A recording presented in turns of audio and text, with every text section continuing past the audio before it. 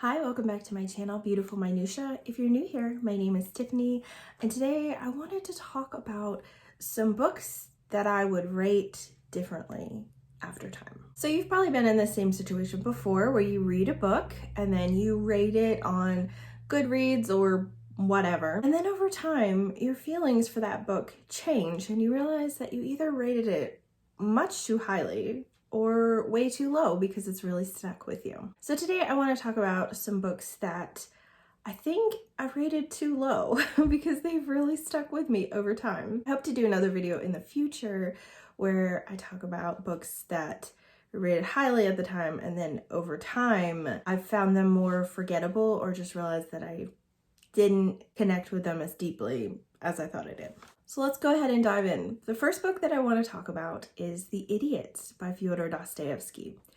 If you've been here for very long, you know that I'm a big Russian lit fan and a big Dostoevsky fan. And this was my work of Dostoevsky's that I read last year. I read it last March.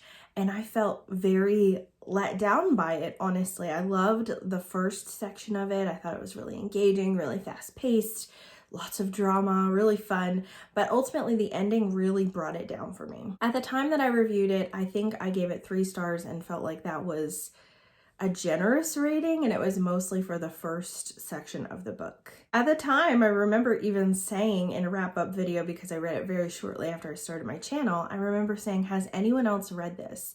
Because I feel like I'm missing something, because I love Dostoevsky and I don't get it. But since reflecting on the book more, I've found more and more things that I remember about it that I really love. And also, recently, the Codex Cantina did a read-along for The Idiot. And so there were all of their thoughts. Christy Lewis from Dostoevsky in Space also did a video kind of deep diving into her thoughts about The Idiot. And she had also read one of Dostoevsky's biographies. I think it's called A Writer in His Time.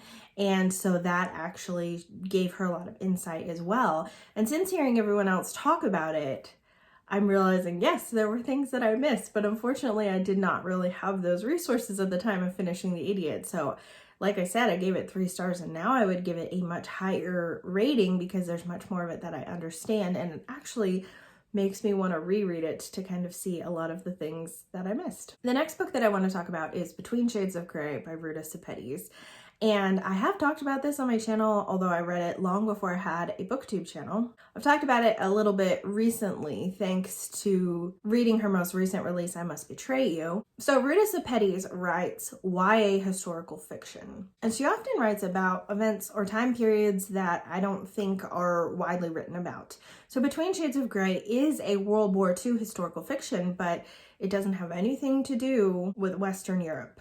It has to do with Stalin coming in and basically clearing out the Baltic states and sending a whole bunch of the citizens there, in this case it was Lithuania, to Siberian work camps. And so it's about this young girl being taken there with her family and just the things that ensue. And at the time, I think I rated it either 3.5 or 4 stars because there were things about the writing that I didn't love, and a couple sort of YA things because that is her primary audience, although I think adults really like Ruta Sepetys too.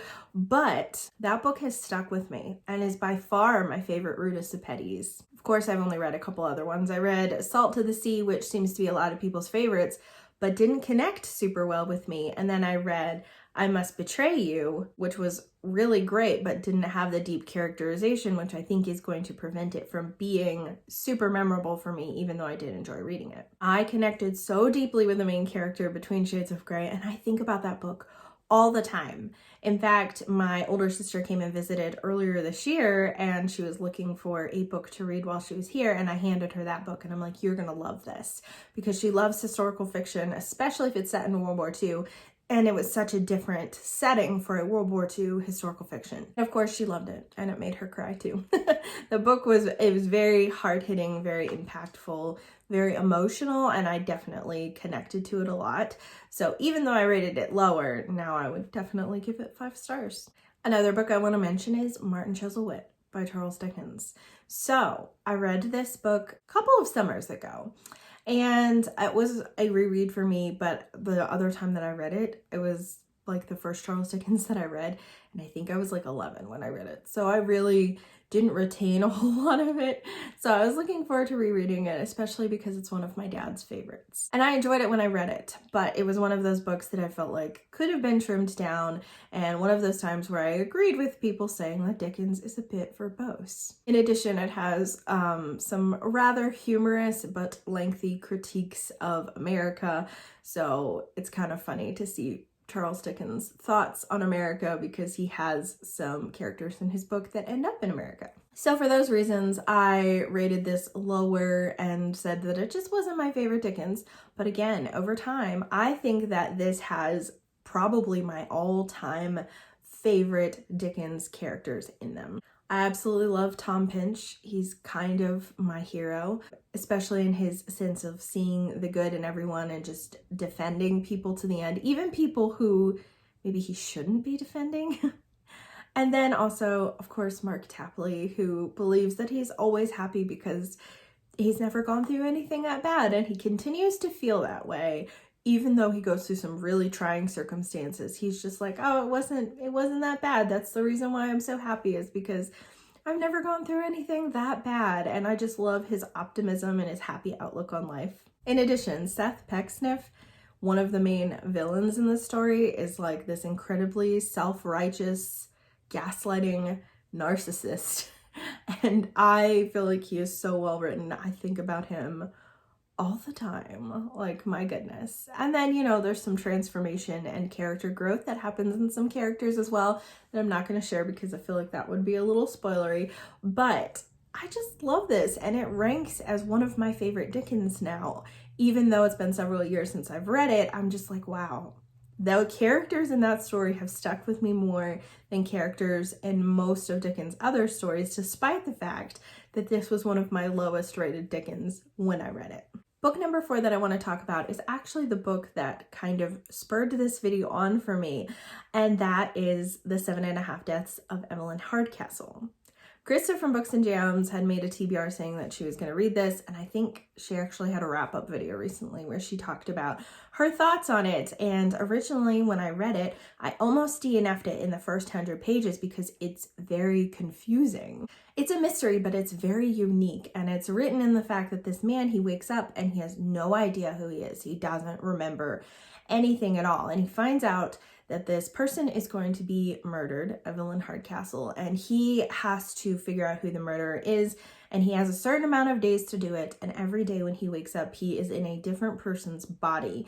So he's going through the same day over and over again, but in a different person's body, and so as a result, he's getting different clues about what's going on and what is going to happen, because he's seeing the same day through so many different perspectives. Originally, I found this book, like I said, very unique, and I liked it, but it was confusing to me at times, and also the ending was like a twist that I don't think you could have foreseen coming. I don't think that there was really a trail of clues, which is kind of what I prefer in mysteries. Agatha Christie does a great job of leaving a trail that you definitely could follow, but there's a ton of red herrings thrown in there.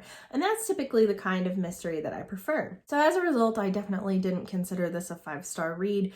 But over time, again, as I have thought about it, I'm like, this is so unique. I've never read another book like this before. And yeah, the ending is definitely a little weird, but I just love it. I think it's so unique. I think it's so interesting. I absolutely loved this book, and I really, really want to reread it now that I know how it ends, now that I know what's going on, because I think that it would be even more interesting to follow it throughout. And maybe there's more of a trail to the actual ending than I thought.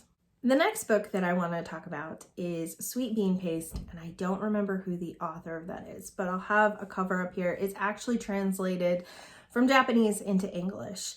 And this book is so unique also in the fact that it's about this man who has a criminal history, and as a result, he's having difficulty finding a job, and he ends up working at this dorayaki stand or restaurant, I can't remember which it is, for this elderly woman. Dorayaki is kind of like this pancake that has sweet bean paste in the middle of it, which I had never eaten before, but I actually found a recipe for it. after I read this book and ended up making it, and it was a little too sweet for my taste, but it was really fun to be able to do that. I actually did it in the very first reading vlog that I ever filmed for this channel, and it was during like the Hey Reader-a-thon. So this was like fulfilled one of the prompts. Now this is a book that I felt like maybe it was the translation, but I didn't quite emotionally connect as much to the characters as I kind of hoped that I would have, but I really liked the fact that it was more of a friendship story and not like just a predictable romance. I really liked that about it. But since I have read this book, I have read other translated books that were Asian books that have been translated, and I've just found that the way that Asian writings approach relationships and emotions is very different than how Americans write it, or even, Western Europe. It's very, very different. And so it's one of those books that has stuck with me, and I've thought about it often. And since having read some other more emotional Asian books, and I say emotional because again, they write emotions and they write relationships very differently because their culture is very different. But having written some books that were intended to be emotional, I can see the difference now. And it's one of those books that I would definitely rate higher. I think I rated it 3 stars, and I would love to reread it because I think I would just understand the cultural nuances a little bit better. I'm still, I think, more familiar with Korean culture than Japanese culture because we have been studying Korean culture quite a bit in our family. Not that I'm an expert, because I'm not, but I just think that would be more beneficial to me, and I think I would have a better frame of reference. And again, it's a book that I've continued to think about, and so I think that alone merits it a higher rating than just 3 stars. The last book that I want to mention has a shockingly low rating. Most of these other books that I've mentioned have had 3 stars or maybe even 4, but I would consider them 5-star books now. But this book I gave 2 stars to, and I barely even wanted to give that to it. And it's shocking. You're going to be really surprised when you hear this if you don't already know how I feel about this book. And it's North and South by Elizabeth Gaskell. I am a huge Victorian literature fan. I think that it is probably my favorite time period in classic literature. And I've been reading Victorian literature since I was like 10. So I wouldn't say that I am an expert by any means, but I've read a lot of Victorian literature. I think my biggest issue with North and South was my expectations going in. The only people who talked to me about North and South before I read it were people who said, it's like Pride and Prejudice, only way better.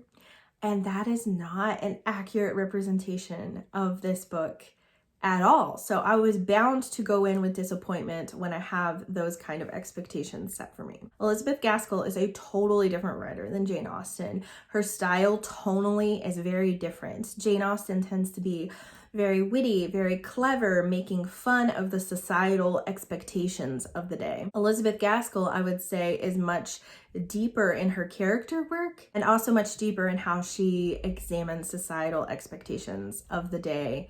And so there is definitely some similarities between Pride and Prejudice and North and South, in that we have people from kind of 2 different classes, 2 different worlds, who think that they hate each other, but then they end up falling in love once they realize that it was kind of their own expectations and prejudices that got in the way of how they viewed this other person. I think part of my issue with North and South, again, was my expectations going in, but another aspect of it was the ending. So the ending ends kind of how you thought it would, but I'm not going to say anything because I don't want to be spoilery, but we just have this long build up to this culminating relationship. And when it finally culminates, we get like a page, and that's it. And then it's over. And upon, doing some research, that wasn't entirely Gaskell's fault. She had this periodical that she was writing North and South for, and so was divvied up into sections, and they essentially told her, you've been writing this too long, you need to wrap it up. And so she had to wrap it up very quickly, and that's why the ending was so rushed. But that definitely knocked off a full star rating for me, because I was like, what was even the point? But I don't think that the point of the book was entirely the romance anyway. It was really examining the working class versus wealth city life versus country life, factory life, and all of that kind of stuff, and how factory workers were treated. And I think that I would have a much greater appreciation for it if I read it now, because I think that I read this several years ago, and I think that now I have a greater appreciation for the exploration of societal norms and class wars. Those are now things that I absolutely love in books, and I think that they were things that I wasn't super interested in. When I read the book, I was looking for something more lighthearted, more witty, more fun, and North and South is not that. It's a much deeper examination. So I have continued to think about this book after I have read it, and I actually had a lot of people tell me that they absolutely love the miniseries, which I still haven't watched. But I do want to reread it and give it a second chance, because I actually think that I would love it if I read it again without the expectation going in that this is going to be just like a Jane Austen, only better. Because again, they're very different. They also take place in different time periods, because Jane Austen is Regency era and North and South is Victorian. So they're different in that way too. The only similarity is just kind of two people that think that they really don't like each other, but they actually are falling in love.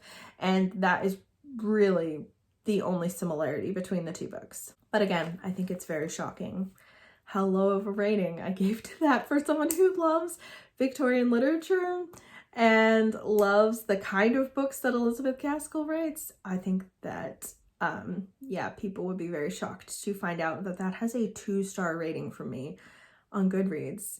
And even looking back on it, I would give it at least another star or 2 rating, but I think upon a reread, it would probably be like a 4 or 5-star book. Maybe not 5 stars, because like I said, the ending is really rushed, but 2 stars was a very unfair rating. Well, that's it for this video. I actually have more books that I could talk about, but I decided to limit it to 6. I'd love to hear from you in the comments down below. What are some books that at the time that you read them, you gave them kind of a lower rating, but then you've since not been able to stop thinking about them and you really, really think that they deserve a higher rating now? Thank you so much for watching. If you like this video, please hit like and also subscribe so you can continue to see more bookish content from me, and I will see you again next time.